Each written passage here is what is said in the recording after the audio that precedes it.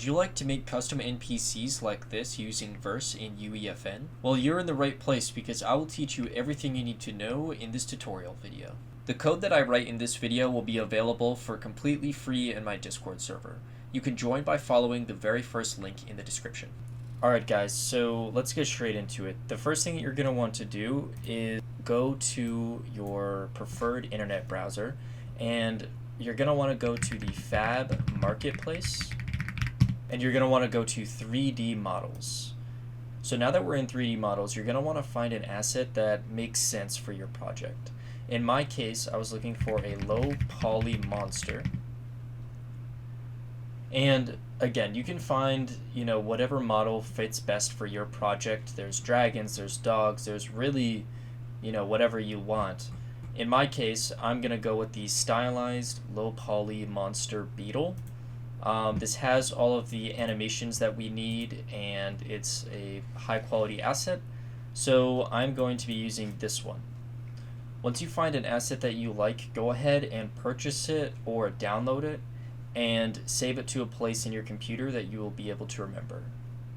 Alright, so now that we're back in the project and you found an asset that you want, we're first going to want to create some folders to help us stay organized. The first folder that we're going to create is called AI. The second folder we're going to create is called BPs. The third folder that we're going to create is called Materials. The fourth folder is Mesh. And the final folder, this is going to be called Textures. So let's go ahead and open up the Mesh folder and navigate to the downloaded files that you got from the store. So because this model is a little bit bigger than I actually want it to be, I have a special way of importing the model that will let us scale it down, and it will work with all of the animations. So let's go ahead and drag it into our Mesh folder. We're going to want to disable the animations because right now we only want the skeletal mesh. You can also adjust the uniform scale right here. So I want mine to be about 25% scale, so I have it set to 0.25. It will most likely give you a few warnings, but that's totally okay, and we don't need to worry about them right now. Go ahead and rename the skeletal mesh. I'm going to do SM_bug runner. Also, make sure you rename the skeleton as well. Alright, so once you have these renamed, you want to re-import the same FBX file. It won't work unless you rename these, but because we did, it will have us go through the import options a second time. And this time, we do want the animations, but we do not want the mesh. If it didn't automatically link to your skeletal mesh, go ahead and select that in this dropdown. And make sure that the uniform scale is the exact same as the mesh itself. If everything looks good, go ahead and click Import All. So now that we have our animations imported into the project, I'm going to delete any duplicate animations, and I'm also going to rename them so that they're easy to remember.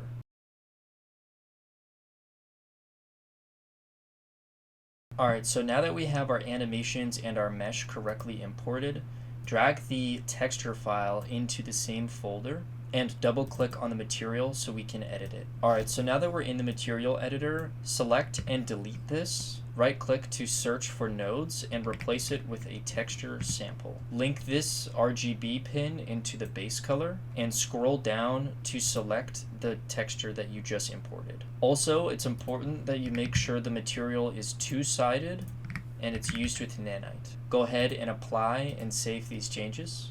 And for now, we can X out of it as well. Alright, so now that we have our model correctly animated, rigged, and textured, let's go ahead and let's sort all of these assets into their correct folders. So I'm going to be putting the texture file in the textures folder, the material in the materials folder, and for the mesh, we can leave that in the current folder it's in. So with that out of the way, let's go ahead and open up the AI folder, right click, go to Artificial Intelligence, and let's create an NPC character definition. I'm going to name this something like NPC bug runner. Again, it's just staying with the same naming convention so that it's easy to remember. Before we actually set that up though, we want to go and we want to create a physics asset. Scroll down and select the mesh that you imported. I'm going to name it something like PA bug runner. All of the settings here are okay for default, so click Create Asset. There's one more thing that we need to create, and that is the animation sequence. So first we want to go to the blueprint class, go down to the anim preset and the anim preset basic locomotion. Go ahead and name it something like BPAP because it's an animation preset. And again, I'm just going to do bug runner. Alright, so let's go ahead and open up the animation sequence. In here, we can determine which animations should be playing when the creature is moving around. So for the idle animation, let's do the idle animation. For the move forward, let's do the walk animation. Your model might have separate animations for backward, left, right. Mine does not, so I am just going to copy and paste the same walk animation all four times. However, I want to give it the illusion that it is moving slower when it's moving to like the left to the right. So I'm actually going to set the play speed to something like 0.75. Alright, so now that you've got those, compile and save. Alright, so now that you've finished working on the animation preset, let's go ahead and open up the NPC definition.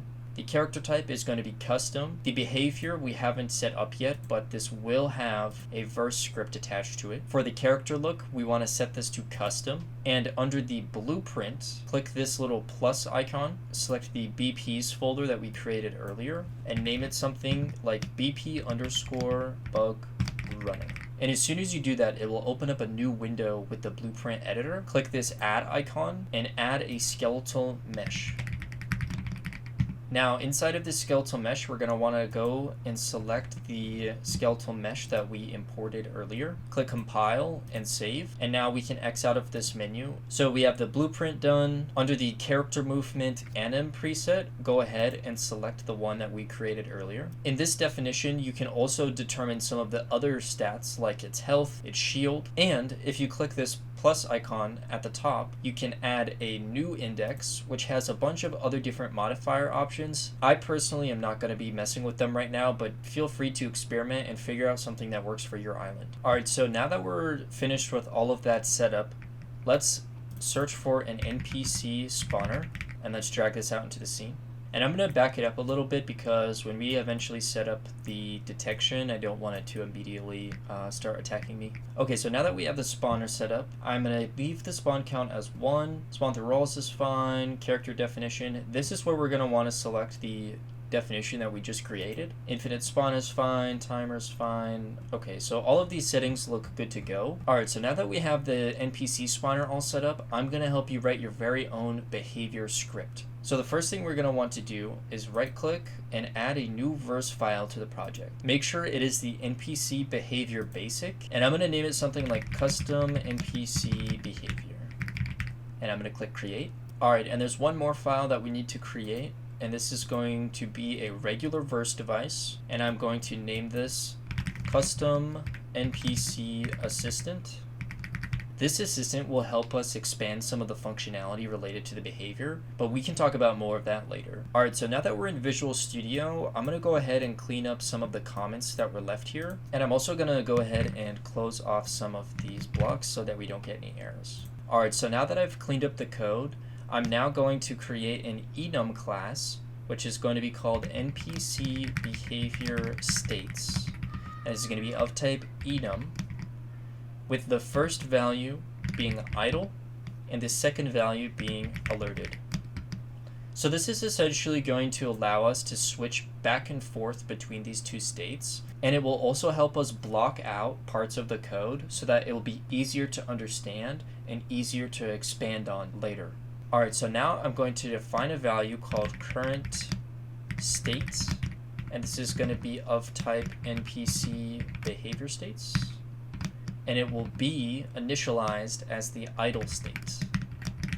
So this just means that when a monster spawns in, or this creature will spawn in, it will start in an idle position and it will be running the logic for when it's idling. Below that, I'm also going to define something called the attack 1, which is going to be a type animation sequence, and that will be inside of the mesh folder.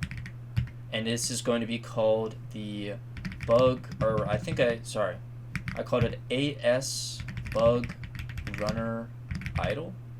or attack, and make sure that you use the verse.assets module. So now that we have these two things defined, we can go ahead and begin working on the actual logic. So the first really unique thing that you'll notice about the NPC behavior scripts is that you can literally just define the agent by doing getAgent, which you normally wouldn't be able to do, but I really appreciate the fact that they included that for us and made it hassle-free. Alright, so now that we've defined the agent, the next thing that we're going to want to do is we're going to define its character, which we can use by doing agent.getFortCharacter. And we're going to want to make sure that we use the characters module. Alright, so because this is a custom NPC, there are a few more things that we need to define. The first being the navigation module. So let's do NPC nav, and we can define that as NPC fort character get navigatable. We also need to define the focus module as well. So we will do NPC fort character get focus interface. And finally, we need to define the animation. So let's do NPC anim, which is NPC fort character get play animation controller. Oops, this should be the focus. We need to make sure that we're using the play animation module. Alright, so now that we've defined all of those interfaces, we want to go ahead and define the spawn location, which we can easily grab by doing fort character get transform translation. And this will return the vector3 value of where it spawns in, because this is on the onBegin function. Alright, so now that we've defined all of those things, we're going to first want to create a loop that will reset every 0.1 seconds. If your map is lightweight and it does not have a lot of things going on, it's good to keep this low, but just keep in mind that the more creatures and the more NPCs that you spawn in, every single one of these will have this loop running while it's alive. So just be mindful of that, and if you start to see performance issues, you can bump this to 0.2 or 0.3 maybe. The only difference that you'll see is that there will be a slightly longer delay between when it will, like, if you shoot it, there will be a 0.2 or a 0.3 second before it can switch to alert it. Now that we have the loop set up, we first want to determine whether or not the creature is even alive still. So we will do if not NPC fort character is active. We want to go ahead and let us know, print NPC no longer exists,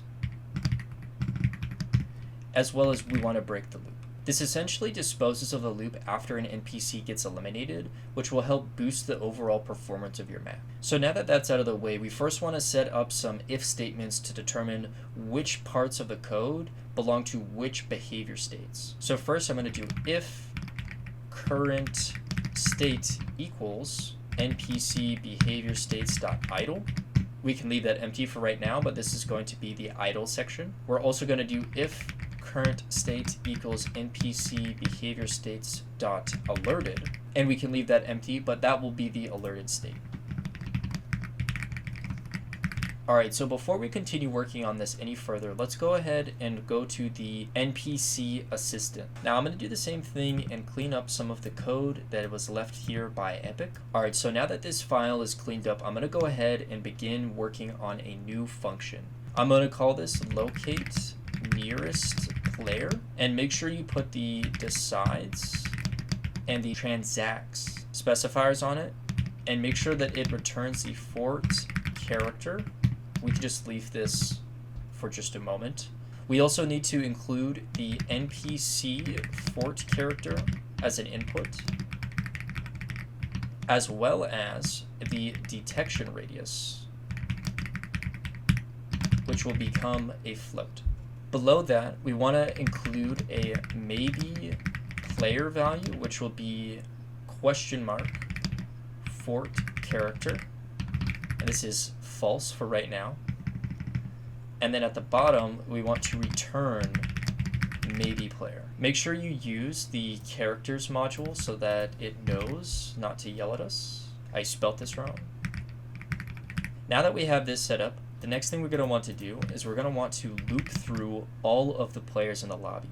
And we can achieve this by doing for player in get play space get players. I'm also going to define the player fort character, which is going to be the player.getFort character.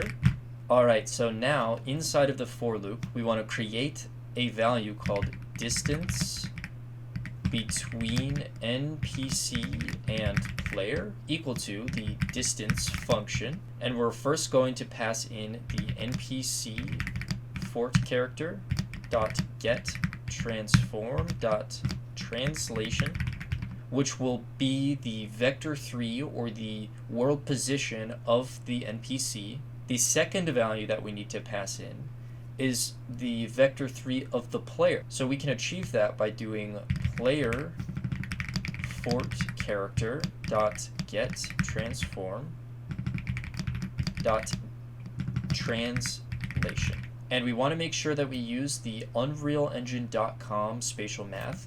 Do not use the verse.org spatial math. I don't know why they decided to change this, but in a recent update they added a new like world position kind of thing. Honestly, it's just super confusing. They just completely changed it up. So if you need help with that, definitely let me know. I can make a video explaining how to bridge the gap between the two coordinate spaces. But for the purpose of this video, we're going to make sure that we're using the Unreal Engine spatial math. And so below that, I'm going to do distance from nearest player, and then I'm just going to put the distance between NPC and player as the value. Below that, I'm going to do if distance between NPC and player is less than or equal to the detection radius, then I'm going to set the maybe player equal to an option of the player fort character. So now that we have this function, let's return back to the behavior script. And now let's define the NPC assistant as part of this script. So let's do NPC assistant is equal to NPC assistant. There we go. And that is initialized as NPC assistant. This is where we can actually begin to do the meat and potatoes of the NPC behavior. Alright, so inside of this idle if statement, I'm going to create a new if statement that says if nearest target equals NPC assistant dot locate nearest player. I'm going to first pass in the NPC fort character as the first value, and the second value I'm just going to put like 900. This is essentially just going to be the detection radius of, how close you have to get to the monster for it to see you. Below that, we can start writing the logic for if a player is actually close enough. So because I want it to become angry and attack the player, I want to first make sure that it is no longer idle. So we can do that by doing set current state is equal to NPC behavior states dot alerted. And I also realized that up here, this needs to be a variable. So now that it's alerted, this loop will run, it will skip this, and it will instead determine, okay, it's alerted. Let's figure out what we do when it's alerted. I want to essentially recheck to see which is the closest agent, because it might have been, one player comes in and then a second player comes closer. So whichever player is closer, it's just going to recheck which player is the closest. Below that, we want to do nearest agent is defined as nearest target get agent, and this actually needs to be inside of the if statement. And so now what we need to do is we need to do nav target is defined as make navigation target nearest agent. And now what we want to do, NPC nav dot navigate to nav target, and we also want to do NPC dot focus maintain focus on the nav or on the nearest agent. So this essentially just makes it so that it will start walking towards and it will look at the agent who is closest to it. We now want to do npc.anim.play attack 1, and then we want to sleep for about 1 second just to give the animation time to play and reset before it attacks again. We also want to make sure that the player is close enough to even deal the damage. To do that, we need to just simply define it as distance is equal to distance of the NPC fort character dot get transform dot translation and the nearest target dot get transform dot translation. Oops, this actually needs to be, I'm just going to put this as D. Make sure we're using the spatial math. And then finally at the bottom we just do if D is less than or equal to, let's say 200 is the attack radius. We want to just go ahead and do nearest target dot damage for 10 HP. Okay, so now that we've written all of that, go up to the top and build verse code. If everything looks good, we need to go back to the AI and we need to go to the character definition and we need to set the behavior script to the script that we just wrote. Before I load this up as well, I'm going to place down an item granter and I'm going to put it right here. I'm going to give myself some kind of gun or like a rifle, and I'm going to give myself some ammo as well.